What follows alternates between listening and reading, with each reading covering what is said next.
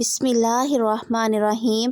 हज़रत अबू हुरैरा रज़ियल्लाहु ताला अन्हु से मरवी है कि रसूलुल्लाह सल्लल्लाहु अलैहि वसल्लम ने इरशाद फरमाया कि क़यामत के दिन मेरी शफ़ाअत से बहरामंद वही होंगे जिन्होंने ख़ुलूस-ए क़ल्ब से ला इलाहा इल्लल्लाहु कहा हो।